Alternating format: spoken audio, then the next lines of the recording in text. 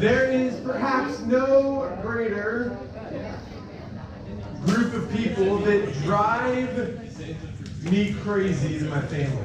Right? Like there's something about families that they just know all the right buttons to press. They know you so well. They know what drives you crazy, and it seems like at times they're just like seeking to actively make your life miserable. Anybody else ever had that experience? Especially like siblings.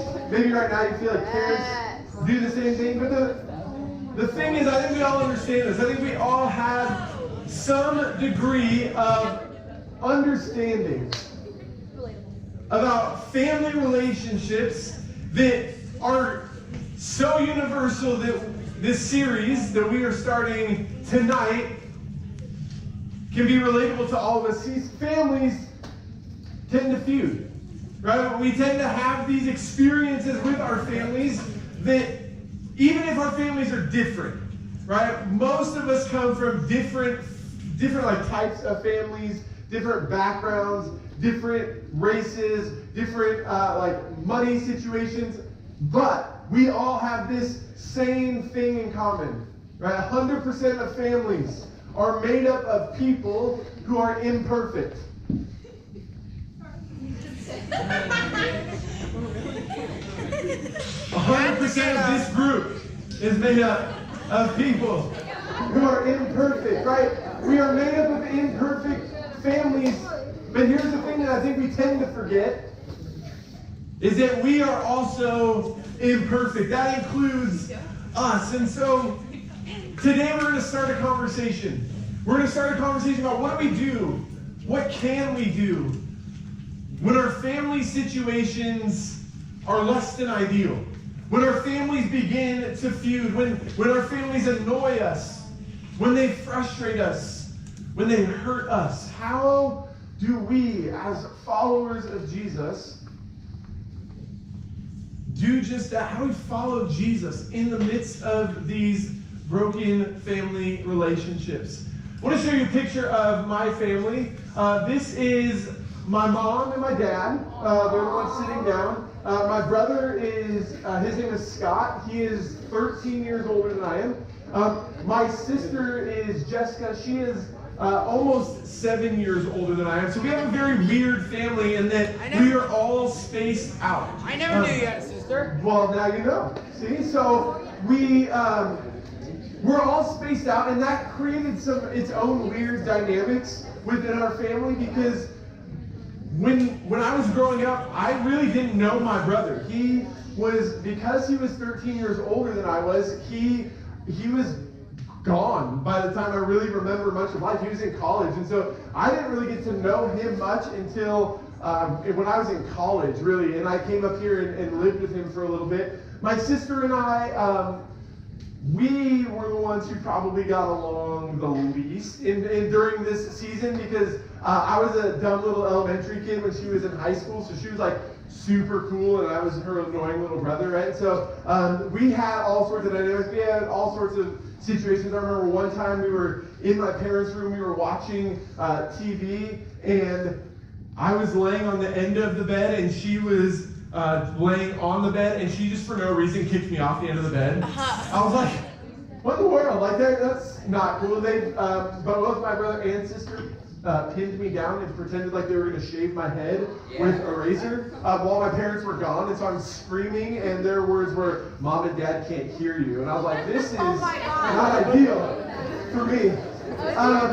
But just so we're clear, I was no angel either. There was one time my sister, we lived in this house, and for some reason I had like the biggest room in the house. It was upstairs, and it was massive. I don't even know why it was crazy. But I had a friend over, and we were in my room, we were playing video games, and the way the room was set up is like, it was in a corner, like overlooking, like there's a window, and the door was like where I'm at, and we're playing over there. My sister sneaks in behind us, and she stares at me so bad, and I get embarrassed that I got scared in front of my friend, so I turn around and I slap her right in the face. Yeah! And I slapped her so hard that I gave her a welt on her face. Needless to say, My dad was not thrilled with me. We're a fiery family. Like, if we're on it, like, we are a fiery family. But we wouldn't tell by that. Like, we just look so pristine there. We look so good. But the family dynamic, I think, gives us both extremes of these moments where we're like, man, this is so great. And then these moments of, I would rather be a part of a different family right now. Right? It gives us kind of the whole spectrum of feelings and emotions. We get frustrated. We have these moments where we just want to like yell at our family, like, come on, like, what is wrong with you? Am I the only one? Or is this a common? Yes. See? Families, right? This whole idea brings about so much emotion. Some of it good, some of it bad, and that's going to depend for so many of us on the kind of week we've had. The most recent interactions that we've had. You may normally love your family, but right now, at this moment, the emotions that come up are not good. Or, things have been rough. But right now, things are in a good spot. But we know the full experience. I think it's common for all of us that we've had moments, especially if you have siblings, where you've lost patience with a family member, where something has happened and you have snapped and you've said something you shouldn't have. Maybe you got scared and you slapped someone in the face, not your best moment, but you lost patience in that moment. Like, we all have that experience of, all other things aside, of specifically of losing patience with our family. And I think we need to remember that we live in a world that is full of imperfection. And so I want us to remember that, right? The world that we live in general is imperfect. This goes all the way back to Adam and Eve, right? As soon as they decided that they were going to rebel, as soon as they disobeyed God, when God said, don't eat of this tree, and they said, no, I'm going to eat of that tree, things fell apart. The world became imperfect. And just like Adam and Eve, we all struggle with selfishness and greed and pride. Like, that's just something that is in us. If we're honest, those things are just there. And if we're also honest, those are generally the things that we find bubbling up in the midst of family conflict. When we're wrong, when something happens, it's usually around selfishness, envy, greed. Like, there's these things that just exist under the surface all the time. We get to thank Adam and Eve for that. But you see, it's not just that the world is imperfect, right? Your family is imperfect. If you keep reading the story of Adam and Eve, their family is a mess. Right? So Adam and Eve sin. As a result, they have to leave the Garden of Eden. They have two sons, Cain and Abel. You might have heard of them. But you see, this is a scenario. They both bring an offering to God. God accepts Abel's offering. He doesn't accept Cain's offering. And Cain loses his mind over this. God's like, hey, Cain, how's it going? You seem a little angry. He said, be careful, because sin is like crouching at your door. It's waiting to devour you. And Cain's like, okay. And in this moment of frustration and selfishness and pride between Cain and his brother, he kills his brother. Cain kills Abel. And this is a family feud, right? Like, this is, you maybe have thought through. If you're honest, you've probably thought through, like, what would it be like if that sibling just never existed, right? Like, what would it be like? No? Cool. So, this is, but we see this, like, we see the Bible is full of stories of imperfect families that are broken. And it starts at the very beginning, as soon as sin enters. Your family's imperfect, my family's imperfect, but I think it's also important for us to remember that you are imperfect. And I know we don't like hearing that, right? I know we just sang a song that you are fearfully and beautifully and wonderfully made, and that is all true because you are made in the image of a perfect, beautiful God. However, we screw up. We mess up. And it doesn't mean that you aren't those things, but it does mean that our selfishness, our pride, our envy of people makes it harder to live out who God made us to be. And so, yeah, you're going to get hurt. You're going to get offended. You're going to get frustrated. You're going to get annoyed by your family. But also remember that there are times where you hurt, and you offend, and you frustrate, and you annoy your family too. It is a give and take type of relationship. And again, I know it's always someone else's fault. I get that. But in order for us to really get it, what I think God has for us in this series, we have to understand that we play a role. Because if it is always someone else's fault, and it is never our fault, then we certainly are going to struggle to improve our family relationships at all. However, if there is a chance that we play a role in that, if there is a chance that I am selfish, that I frustrate and annoy my family, if there's a chance of that, then what I believe is that God wants to use us to help bring reconciliation to our family. He wants to use us to have better relationships. But it has to start with us. And us recognizing and acknowledging the fact that maybe we're part of the problem. Now, I don't even pretend to know all of your family situations. I know that some of you, this is a really difficult topic because your family life is painful. And maybe you have a situation where parents really are mostly to blame for what is going on, and you feel powerless. And I don't want to discredit that. I don't want to assume that your situation isn't as bad as I might think. But I do want us to think about what can we do? Because I believe that we serve a big God. And I believe that we serve a God who does want to bring about peace and restoration and joy and connectivity to families. And sometimes it's a very long process. And sometimes it takes one person deciding that they are going to try and bring the love of Jesus into their home. I don't guarantee results. This isn't a guarantee fix, but it is an opportunity for us to look at this and say, maybe God has something for us. Maybe God has something for me in this. And I'm hoping we can hear that this week. So yeah, families, we struggle with patience with each other. I struggle with patience right now with my 7-year-old and my 5-year-old.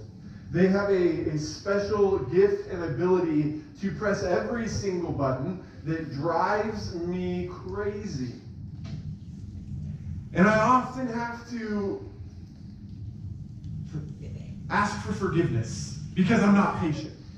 I'd like to think that I have a moment where I stop, and sometimes I do. Sometimes I'm able to take that breath and be like, okay, I'm not going to let them win. I'm not going to let them break me. I'm going to try and lean into what the Spirit of God has for me. But there's times, man, where I should lose my patience with them. But the good news is that God is extremely patient with us. And that's kind of the basis for everything right now that we're going to be talking about, is God's patience with us. If we look back at the story of Adam and Eve, when they first disobeyed, I feel like this could have been the ultimate, come on moment for God. You guys are so dumb. You had it so good and you disobeyed. But he doesn't do that. In that moment where this relationship is broken, God pursues them. He goes after them. They are hiding from him, and he's like, guys, where are you? He goes after them because as much as it may not seem like it based off of what we read in the Bible, God is so patient with people. God puts up with so much before he steps in and he does something. He's so patient with people to let them try and figure it out. You see, throughout all of human history, people have been disobeying, hurting, and rebelling against God, but he still responds with love and compassion and mercy and grace. It doesn't make sense. This is one of those stories about the Bible that just never makes sense. Because I think about my own situations and my own experiences and my own responses to people. And I don't respond this way. It's that an eye for an eye. Someone wrongs me, I'm going to wrong them back. Just as much, if not more. That's kind of the way we think and act. And if someone comes at me, I'm going to come at them just as hard, if not harder. But the story of the Bible is people are constantly disrespecting, rebelling against God. And his response to them is love.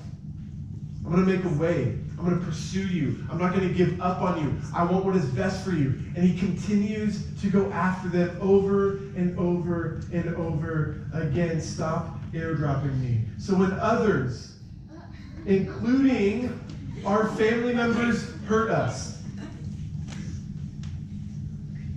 before we react, right? Because we tend to react.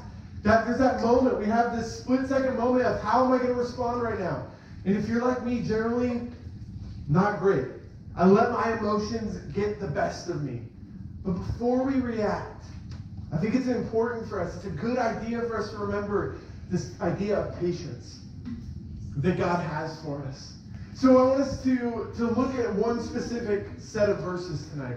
It's written by a guy named James, and James has a really interesting story, right? After Jesus died and resurrected and left all these guys who followed him spread out.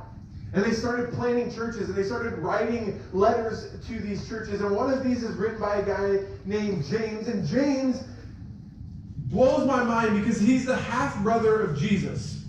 Now, think about that family dynamic for a second, right? You're growing up with a guy who thinks he's God, and you're like, this guy's got to be annoying, right? He's just, how annoying would it be if your sibling just thought they were the best thing ever? And you have some of those, you're like, I can't do it right now. It drives me crazy, right?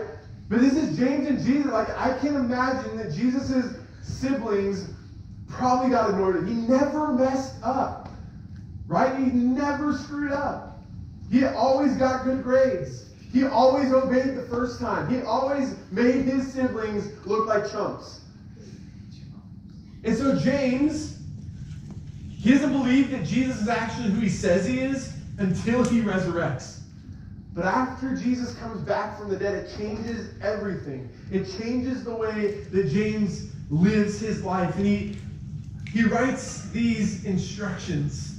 And I want us to keep that in mind. Keep that family dynamic in mind because I think it's important. This is a pretty credible source in terms of whether or not Jesus is actually who he says he is. Look at what he says in James 19, chapter 1, verse 19 and 20. My dear brothers and sisters, take note of this. Everyone should be quick to listen, slow to speak, and slow to become angry. Because human anger does not produce the righteousness that God desires. This should be in every family household, right? Because it said everyone should be quick to listen, slow to speak, and slow to become angry. Because human anger does not produce what God is ultimately after in us. Human anger is usually rooted in my protection of self. Human anger is rooted in I have been wronged, and I'm going to preserve my dignity, my pride, something. But you see, God is after something different. And James is trying to get us to see. And it's really simple and it's really straightforward. But let's break it down in these three areas. Be quick to listen. Be quick to listen. Now this sounds easy, right? Listening is just the absence of talking, right? No. Okay, listening is actually quite different than just not talking.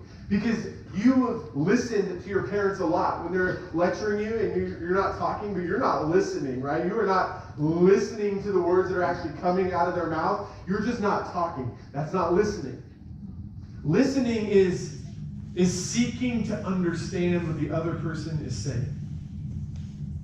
It's, okay, I may really disagree with this person, but I'm going to hear what they have to say and try to understand their perspective.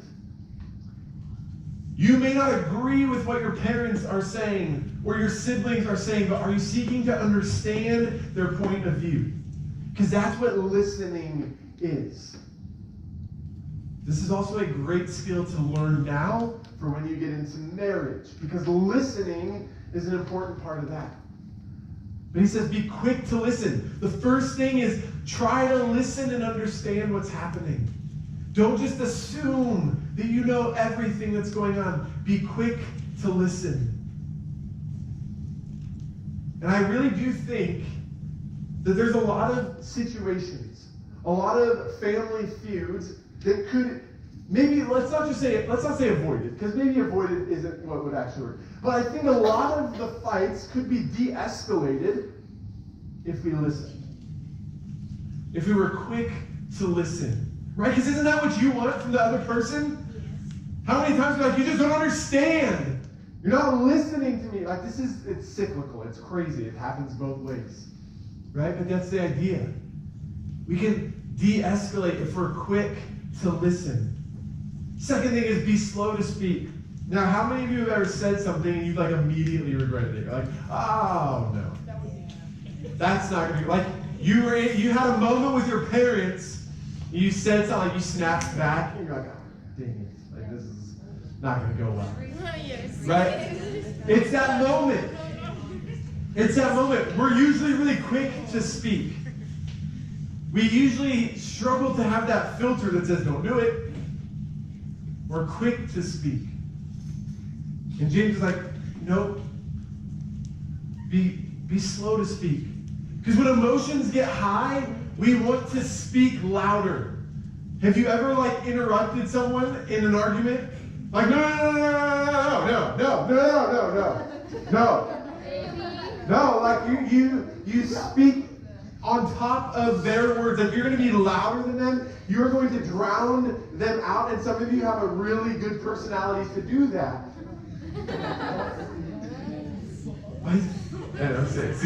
Slow to speak. Slow to speak is important because if we are trying to listen to a person, we're just trying to hear and understand. And slow to speak goes with that. It says, I'm going to let you speak what you have to say. I'm going to take a moment to process. I'm not going to try and drown you out. I'm going to listen and then be slow to speak.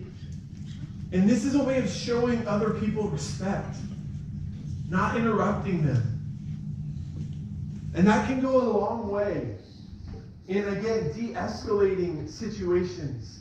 And it's essential for healthy communication. And healthy communication is essential for healthy relationships within families. Think about some of these conflicts that you've had in your families and how much of it is rooted in just a lack of communication. Like a misunderstanding of expectations. And so being quick to listen, slow to speak can help in that. And then the last one, be slow to get angry. There are going to be times where anger is appropriate. But we have to be careful about when those moments are. We can't assume that anger is always justified. And we have to be careful about how we get angry. Because When our anger is explosive, when it's uncontrolled, when it hurts other people unnecessarily, that's sin. Like, that is not the way that God pictures anger. And so we have to be slow. We can't always stop ourselves from... See, James doesn't say, don't ever be angry. He says, be slow to be angry. We kind of live in an outrage culture right now where they want you to be mad about everything. Like, everything you should be mad about. And you should let everybody know how mad about it you are. Like, that's kind of the culture we live in. And so we carry that dynamic into our families. I need everybody to know how mad I am. And it just escalates things unnecessarily. So if we're slow to be angry, if we're thoughtful about what we're angry about, and we're choosing patience, and we're choosing understanding, I think these are healthy items. These are healthy steps for us to have the types of relationships with our family that, again, they're not going to avoid conflict altogether, but they are going to de-escalate it more often than not. And so, I don't think this comes naturally to any of us. Like, I don't think anyone's like, oh yeah, it's totally me. Like, I just don't, maybe I'm wrong, but I don't think it comes naturally to any of us. But I do think that because of the Spirit of God that lives inside of us, it's possible for us to be able to do this. I don't think the Bible says, hey, do this, and then says, good luck, because you're never going to be able to. No, that's the whole, like, the Holy Spirit is here in order to help us do these things. Jesus came to show us this is possible. And he says, I'm going to give you my Spirit so you have the power to do this. You have the power to go into situations and be quick to listen and slow to speak and slow to become angry. And so I think it's important for you to remember that you can be patient with your family in the same way that God has been patient with you. Not by your own strength, not by your own power, but because the Spirit of God lives in you and wants to see that fruit expressed in your families. So week 1, here's the whole point. The whole point is focused on you. It's focused on what you bring to the table in your families. And the question is, are you bringing patience into your family?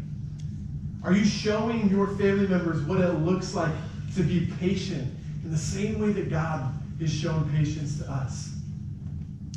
It's hard.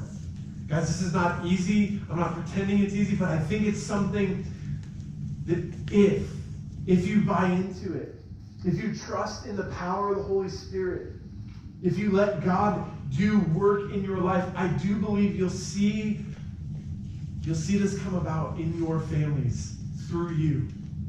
That you have the ability to show patience to your parents. And maybe that seems backwards, like they should do that for you, but families aren't perfect. Your parents are broken in the same way that you are broken. But it takes someone stepping up and saying, I'm not going to fight with my family, I'm going to fight for my family. And tonight I'm going to start by choosing to show my family the kind of patience that God has shown to me. And so tonight we're just going to ask His Spirit to empower us to do that. Slater! You do that on purpose! All right, let's pray. Let's pray. Let's bring it back in. All right. Hey, would you pray with me? As we go into small groups, I want us to keep this in mind. Let's pray. Jesus, I thank you for the way that you are patient with us. That sometimes, a lot of the times, I know that I'm the biggest one to make mistakes in my family. that I cause much of the conflict that happens between me and my wife, between me and my kids, that I'm just so filled with selfishness and pride that I bring a mess with me wherever I go. But you offer a better way forward. You say there's a way that families can be this picture of what healthy relationships look like.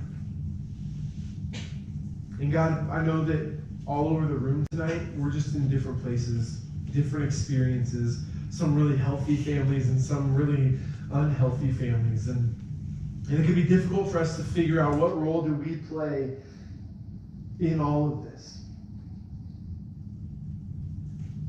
But Jesus, you want to empower each of these students to show their families a better way forward. That you want to bring about change through them. And so tonight, would you help them process through this idea of being patient, of being quick to listen and slow to speak and slow to become angry? Would you help them to be honest about the role that they play in all of it?